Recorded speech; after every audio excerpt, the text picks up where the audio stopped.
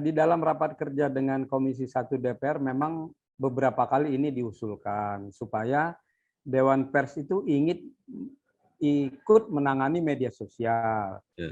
Tetapi kan persoalannya tadi satu seperti Mas Bambang katakan, dia belum masuk ranah tugas dan fungsi Dewan Pers. Yang kedua, ini kan menyangkut juga teknologi. Jadi Dewan Pers tidak akan sanggup ya mengawasi media sosial yang segitu banyaknya gitu. Jadi dan di satu sisi juga Kementerian Kominfo kan sudah memang memantau juga, tetapi yang bukan media. Nah, gitu ya. Tetap artinya kalau dia medsosnya itu tidak bermasalah, tidak di take down gitu. Tapi kalau bermasalah, apalagi membahayakan, dianggap mengancam, di take down. Nah, dulu pernah ada diskusi memang akan ada kerjasama antara Ditjen Aptika dengan Dewan Pers. Kalau ada mau di take down, konsultasi dengan Dewan Pers, segala macam. Jadi digunakan penilaian dari Dewan Pers. Cuma memang ini nggak ada follow up-nya.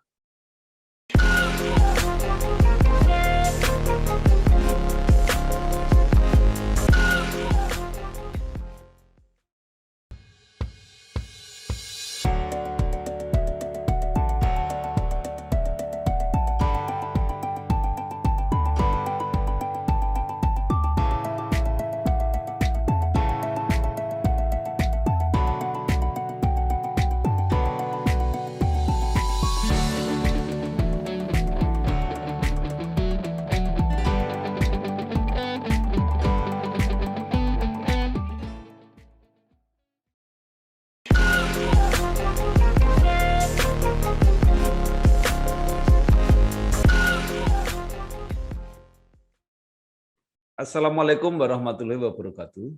Bersama saya Bambang Sadono di kanal Inspirasi untuk Bangsa. Mudah-mudahan kanal ini selalu bisa memberi inspirasi, motivasi, dan edukasi. Saya sudah bersama dengan Bapak Hendri Khairuddin Bangun. Beliau adalah Wakil Ketua Dewan Pers, sebuah lembaga yang mempunyai otoritas untuk mengelola, mengatur, dan melindungi kebebasan pers di Indonesia, termasuk lembaga-lembaga pers yang ada di Indonesia. Apa kabar Pak Hendri? Kabar baik, alhamdulillah. Ya. Nah, sekarang yang menarik Pak Hendri ya, sebagai lembaga yang diberi otoritas untuk mengelola bahkan mengatur dunia media, dunia pers, apa sebenarnya masalah yang sangat besar dan sangat serius yang dihadapi oleh Dewan Pers? Jadi sebenarnya ada dua ya, di dalam dan di luar. Artinya di dalam masyarakat pers itu sendiri dan di luar. Kalau di luar tentu saja kita mengetahui ada beberapa aturan undang-undang dan hal-hal praktis yang menghambat kemerdekaan pers gitu ya. Kalau undang itu kan yang potensial itu ITE, meskipun sudah ada yang namanya sudah ada keputusan bersama Menkominfo, Kejaksaan Agung ya dan Kapolri. Bagaimana menafsirkan gitu ya sehingga karya jurnalistik, wartawan profesional, media mainstream aman kan kira-kira gitu ya. Tapi secara umum kan masih ada persoalan. Katakanlah teman-teman wartawan yang sudah tidak bekerja di media massa, dia menulis di blognya bagaimana. Nah, itulah. Kemudian juga ada aturan institusi waktu itu ya, seperti meliput, pengadilan harus begini-begini gitu, dan beberapa hal lah ya. Jadi hambatan di luar itu lebih pada hal-hal yang sifatnya berpotensi ya menghambat teman-teman yang melakukan kerja jurnalistik serta menafsirkan karya jurnalistik sebagai upaya menghina begitu. Padahal kan kalau di dalam jurnalistik itu nggak ada istilahnya tuh mencemarkan nama baik, ya. Yang ada kan opini menghakimi dan itu sudah ada sanksinya, kira-kira begitu. Nah, saya lebih melihat sih ke dalam ya, Mas Bambang. Jadi ke dalam ini sekarang ini kan jumlah wartawan 100.000 lebih ya kalau dari perkiraan kami nih. Meskipun perlu survei ya, kami sudah bekerja sama dengan UII mencoba memetakan ini, tetapi belum selesai. Mudah-mudahan tahun ini ada survei lanjutan. Nah, 100.000 ini yang sudah memiliki sertifikat kompetensi kan kurang lebih 20.000. Nah, 20.000 ini pun pengujiannya itu kan prosedural gitu ya. Mungkin dia tahu pasal-pasal kode etik, tapi apakah dia menjalankannya, ya, menghayatinya ini kan belum. Nah, ini membuat lalu persepsi masyarakat juga tentang wartawan dan karya jurnalistik itu kadang-kadang kurang baik. Nah, kami juga kalau rapat kerja dengan Komisi 1 DPR itu keluhan-keluhan mengenai karya jurnalistik yang sembrono, ya, sensasional, itu masih muncul gitu, dan itu kami sadari. Jadi bagaimana kita mengelola dua hal ini, ya? Di satu sisi tuntutan dari masyarakat dan di sisi lain meningkatkan kompetensi. Nah, ini kerja bersama sebenarnya, tapi kadang-kadang artinya kerja bersama yang melakukan ini aktif kan Dewan Pers dan konstituennya gitu ya, HAJI, IJTI, PWI, ya misalnya gitu. Tetapi kan kadang-kadang kerja bersama ini sulit dilakukan karena koordinasinya sangat luwes begitu, nggak ketat, sifatnya kan sukarela. Nah ini jadi sama pertumbuhan media yang juga luar biasa. Nah ini tumbuhnya luar biasa dan macam-macam. Inilah sebetulnya tantangan kami yang terbesar menurut saya, pendapat saya pribadi ini dari dalam gitu loh.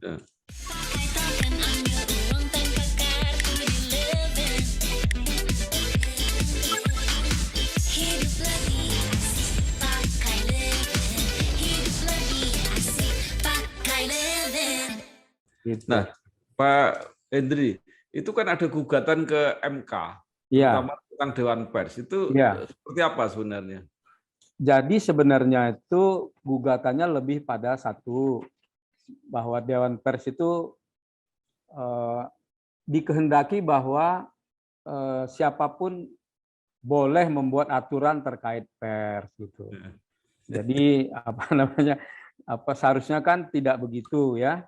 Jadi pasal 15 itu sebenarnya ya dianggap bahwa Dewan Pers ini ngatur begitu ya. Padahal aturan itu sebetulnya yang dibuat oleh Dewan Pers itu bukan karya Dewan Pers, tapi rembuk bersama ya konstituen kan. Nah, seperti juga misalnya uji kompetensi itu Mas Bambang, itu kan Piagam Palembang. Seluruh institusi pers mainstream itu minta Dewan Pers Boya dibikinkan standar kompetensi karena terlalu banyak wartawan dan terlalu tidak jelas nih dari A sampai Z-nya. Dibikin aturan, dibikin sertifikasi yang dibicarakan bersama-sama gitu. Ya, Pak Hendri, itu bukan karena bersama-sama, tapi itu tugas undang-undang itu. Dewan Pers ditugasi untuk itu.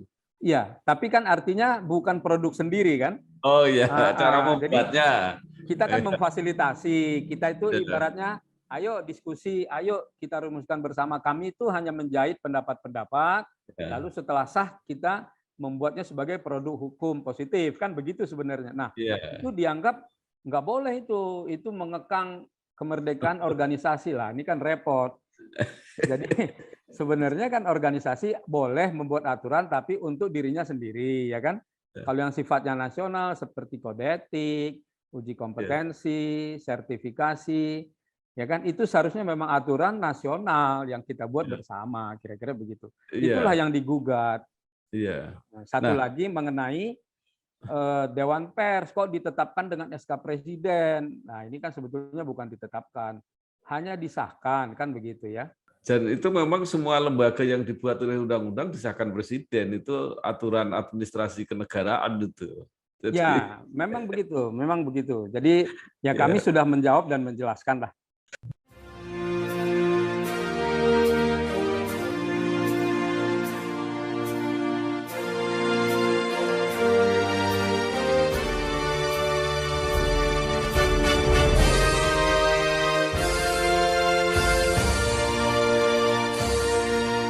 Nah, Pak Hendri, kalau menurut saya dinamika ini kan sebenarnya sebagai lanjutan atau dampak dari munculnya media baru akibat sarana teknologi informasi yang namanya internet ini melahirkan yang macam-macam dan gaya kultur jurnalistiknya juga berubah. Ya. Nah, mungkin Dewan Pers mengamati sejauh apa ini sebenarnya yang sudah terjadi. Media mainstream-nya seperti apa, media online dan kanal YouTube-nya ini seperti apa, kemudian medsos-medsos yang lebih bersifat personal itu seperti apa gitu. Ya, jadi memang sekarang ini minimal kalau kami dari Dewan Pers ya, kan kami ini lebih pada bagaimana supaya kalau ada aduan dari masyarakat bisa disikapi dengan keputusan yang pasti kan begitu ya. Kalau media mainstream oke lah, praktis nggak ada persoalan kalau nah, kalau yang media-media sosial ini memang kami sudah ada rapat internal ya. Sejauh produk jurnalistiknya itu sesuai dengan kaidah-kaidah taat kode etik ya. Kemudian lebih baik lagi apabila dia sudah memiliki badan hukum pers, maka itu akan kita anggap sebagai produk jurnalistik. Nah, kira-kira gitu. Tetapi memang ada dua aliran juga di Dewan Pers ini. Pertama, aliran prosedural. Kalau dia berbadan hukum pers, misalnya lah katakan podcast ya. Atau apa begitu ya, streaming, boleh saja dia kita anggap. Tetapi ada yang menilai jangan hanya prosedural dong. Kan banyak teman-teman kita wartawan juga yang buka podcast, yang buka YouTube, yang sebetulnya karya jurnalistiknya juga tidak tidak atau malah dibuat sesuai dengan produk kode etik. Jadi sebetulnya itu pun layak dibela meskipun dia bentuknya medsos. Nah, kira-kira gitu.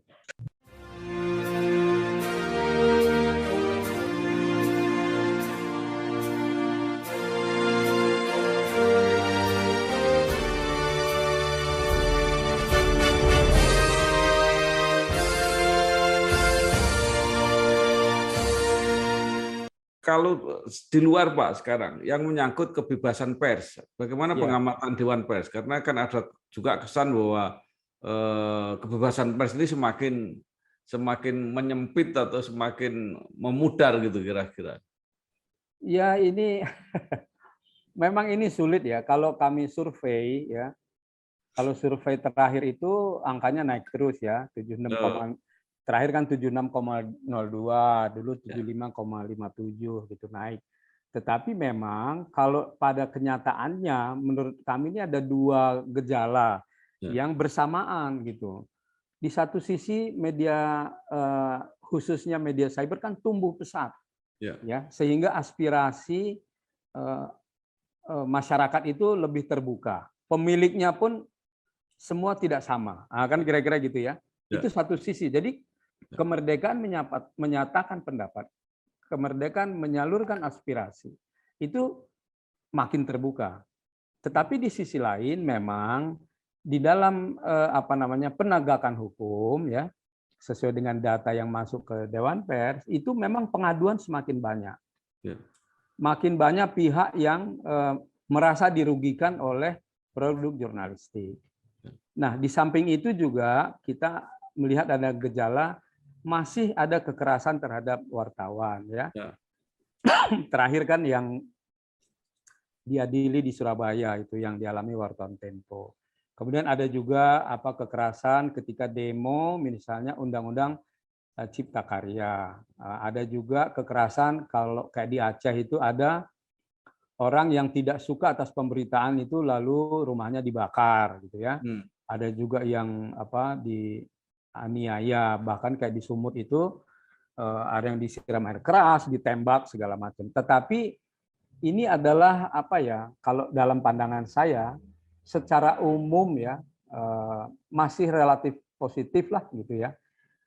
Ya kalau dari orang luar kan ngelihat Papua gitu. Ini apalagi wah Papua ini dikekang di ini banyak pihak yang mengaku wartawan padahal dia intel misalnya ya. Nah, kayak gitu-gitu ya memang ya itulah Indonesia menurut saya.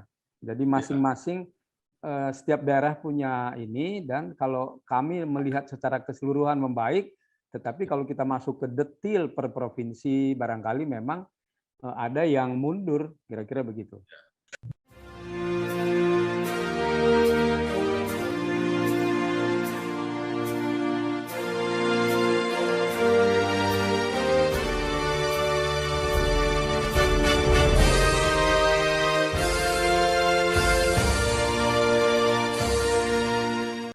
Pak Indri, mungkin salah satu yang menjadi tidak menjamin kepastian hukumnya itu karena kehadiran media sosial, media digital yang makin masif ini tidak disertai dengan pengaturan yang memadai, yaitu di dalam undang-undang persnya sendiri kan. Nah, kan kemudian ada usul-usul supaya ini disempurnakan. Dewan Pers punya program nggak itu untuk penyempurnaan undang-undang pers ini? Di dalam rapat kerja dengan Komisi 1 DPR memang beberapa kali ini diusulkan supaya Dewan Pers itu ingin ikut menangani media sosial. Tetapi kan persoalannya tadi satu seperti Mas Bambang katakan, dia belum masuk ranah tugas dan fungsi Dewan Pers. Yang kedua, ini kan menyangkut juga teknologi. Jadi Dewan Pers tidak akan sanggup mengawasi media sosial yang segitu banyaknya gitu. Jadi dan di satu sisi juga Kementerian Kominfo kan sudah memang memantau juga, tetapi yang bukan media. Nah, gitu ya. Artinya kalau dia medsosnya itu tidak bermasalah, tidak di take down gitu. Tapi kalau bermasalah, apalagi membahayakan, dianggap mengancam, di take down. Nah, dulu pernah ada diskusi memang akan ada kerjasama antara Ditjen Aptika dengan Dewan Pers. Kalau ada mau di take down, konsultasi dengan Dewan Pers, segala macam. Jadi digunakan penilaian dari Dewan Pers. Cuma memang ini nggak ada follow up-nya. Kami menunggu sebetulnya. Tetapi memang kalaupun ada kerjasama yang sifatnya nanti pengaturan, pelaksanaan, dan penilaian, tenaga Dewan Pers itu saya kira agak pas-pasan ya, berbeda dengan KPI yang dapat menggunakan teknologi di dalam mengawasi siaran televisi. Nah, kami ini mengawasi sekian, kan media sekarang katanya ada 40 ribuan. Yang terdata itu hanya sekitar 8.000. Nah, sisanya itu gimana tuh mendatanya? Mabes Polri aja punya polisi cyber kan dia. Masih sering lolos gitu loh. Ini memang persoalan besar nih. Jadi letaknya bukan di undang-undang juga saya kira ya. Memang pada kemampuan praktis untuk melakukan pengawasan itu. Bu, pinjam mobil. Boleh, tapi nanti anterin ibu arisan dulu sama isin pulsa. Transferin buat bayar arisan, terus nanti ambilin cash juga. Pinjam mobil sekali, nantinya banyak. Makanya perbanyak transaksi, kumpulkan poin, lalu tukar dengan kupon undian di BNI Mobile Banking dan menangkan hadiahnya. Gak pakai nanti.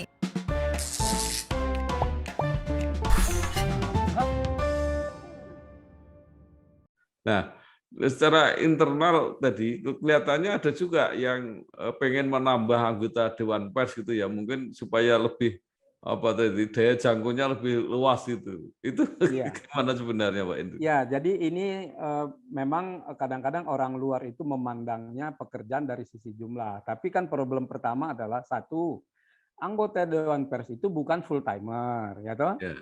Seperti anggota KPI atau KIP, mereka masih punya pekerjaan lain selain menjadi anggota Dewan Pers. Nah, itu pertama-tama harus diubah dulu. Mungkin ke depan harus full timer, jadi dia bekerja setiap hari untuk melakukan tugas-tugas itu. Kalau itu lebih bagus ya. Yang kedua, soal jumlah ini kan juga memang relatif ya. Tidak ada lembaga yang rasanya jumlah komisionernya atau enggaknya lebih dari 9, Mas Bambang. Ya kan? KPI, KIP itu kan juga enggak sebanyak kami juga gitu kan. Dulu mungkin dalam pembentukannya dulu jumlah ini kan lebih pada representasi pers, perusahaan pers dan masyarakat gitu loh. Jadi betul. Nah, ini jadi kemudian yang ketiga, dengan perkembangan teknologi sebetulnya kehadiran kami di daerah itu tidak menjadi penting lagi karena apa? Semua pengaduan sudah online. Mediasi sudah dibuat virtual, ya kan? Kemudian verifikasi media pun sudah bisa dilakukan virtual. Kami hanya hadir, lalu pakai Zoom, pakai kamera, kami bisa melakukan verifikasi faktual media. Jadi sebenarnya hal-hal itu. Jadi misalnya ada orang yang keberatan dengan produk jurnalistik, dia tinggal buka Dewan Pers, .or.id, masuk ke pengaduan, isi formulir, sertakan ID card, lampirkan media yang diadukan, langsung masuk menit itu juga, langsung diagendakan gitu loh. Iya, iya. Nah, jadi dari sisi itu sebetulnya nggak ini sih, signifikansinya nggak terlalu besar. Tinggal selfie tabungan jadi. Hidup lebih asik pakai Leven. Hidup lebih asik pakai Leven. Iya, atau mungkin orang melihat prestisiusnya Dewan Pers gitu ya. Kalau Hari Pers Nasional itu kan Ketua Dewan Pers yang pidato itu. Nah, sebenarnya gimana Dewan Pers melihat Hari Pers Nasional itu? Ya, kalau saya kan dari unsur PWI, jadi menurut saya penting sekali. Karena apa? Pada hari itu semua masyarakat pers berkumpul, ya kan? Berkumpul bersama unsur-unsur pemerintah juga, unsur-unsur pengusaha. Kita ada cara memikirkan langkah-langkah ke depan, konvensi. Kan konvensi ini nanti temanya lebih pada bagaimana supaya dipercepat pengesahan yang namanya publisher right, ya. Jadi bagaimana supaya jurnalisme berkelanjutan itu dapat hidup. Nah, misalnya. Jadi sebenarnya HPN ini ya penting ya. Susah mengumpulkan begitu banyak pimpinan media dan wartawan dari seluruh Indonesia untuk memikirkan hal yang penting bagi dirinya sendiri. Kira-kira itu dari pandangan saya sih. Iya, dan tradisinya selalu presiden hadir gitu ya. Iya, dan kan Pak Jokowi itu kan hanya tidak bisa hadir waktu di Batam. Waktu itu beliau habis kunjungan ke Australia, lalu ke Malaysia, kalau saya tidak salah. Lalu mungkin karena satu lain hal tidak mampir di Batam. Pak Yusuf Kala. Tapi setelah itu kan beliau hadir terus ya. Jadi saya kira dia juga di situ akan bisa menyampaikan pesan-pesan ya kepada pers, tantangan-tantangan kita apa ya dan sebagainya. Saya kira memang dari sisi itu penting kok. Selain kalau saya juga menulis hari ini ya, saya minta teman-teman media meneruskan tulisan saya di Kompas dulu. 9 Februari itu hal yang sangat signifikan bagi bangsa Indonesia. Bukan hanya sekedar hari lahir PWI. Jadi waktu itu ketika kita dijajah kembali, walaupun masih ada pemerintahan, kita ini terpuruk dan wartawan Indonesia itu menyatakan sikapnya.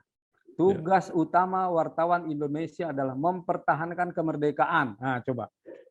Kita nggak bicara soal pers waktu itu, nggak bicara soal kode etik, kita bicara soal mempertahankan negara yang sedang diduduki kembali oleh Belanda, gitu. Jadi kalau dilihat ke sana penting sekali HPN dan 9 Februari ini.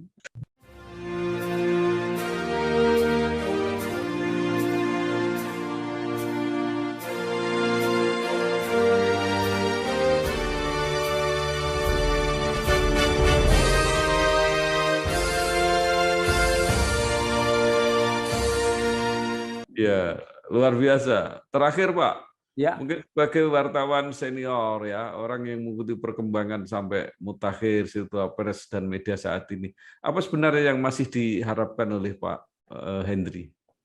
Ya, terus terang sih saya kasihan juga ya dengan media mainstream ya yang masih mencoba bertahan ya, mempertahankan good journalism gitu. Ya, kita tahulah kayak Kompas, Tempo, Republika ya. Masih banyak media yang ingin sekali membuat karya jurnalistik yang baik bermutu ya bagi masyarakat. Tetapi mereka ini digerogoti berbagai hal ya kan. Digerogoti oleh tadi iklan yang lari ke medsos, perubahan perilaku masyarakat yang males bayar gitu ya. Kehilangan iklan. Nah, ini bagaimana sebenarnya masyarakat harus memberi dukungan. Nah, itulah harapan saya. Jadi saya pernah diundang ke Jerman itu. Kami mampir di sebuah media yang di halaman satunya itu ditulis ya, belilah koran ini demi kritik yang sehat. Nah, kan gitu loh.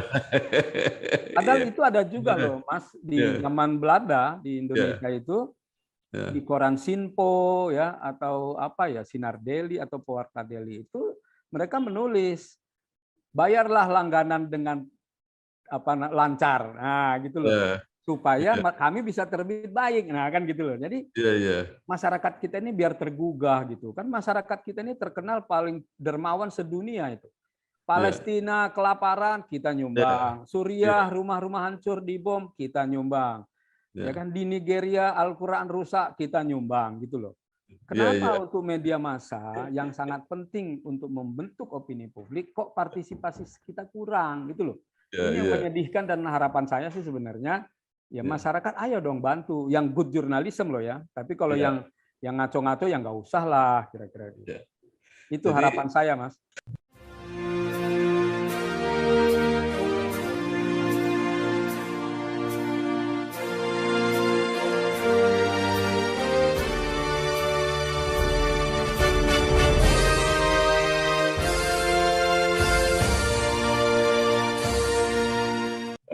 Terima kasih sekali Bapak Henry Khairuddin Bangun, Wakil Ketua Dewan Pers yang sudah memberi pencerahan walaupun singkat. Nanti kapan-kapan kita teruskan lagi mengenai dunia pers, dunia media saat ini, dan mimpi-mimpi masa depan itu kira-kira seperti apa. Sekali lagi terima kasih Pak Henry. Terima kasih Pak Bambang. Terus selamat berjuang. Matur nuwun. Wassalamualaikum warahmatullahi wabarakatuh. Waalaikumsalam warahmatullahi wabarakatuh.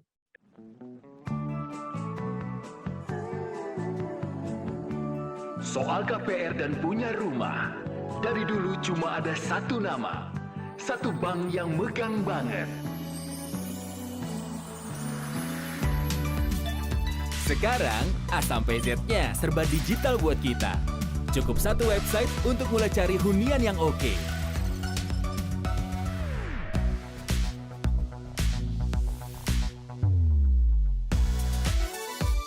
Lagi sesibuk apapun, cukup satu fitur ngajuin KPR online.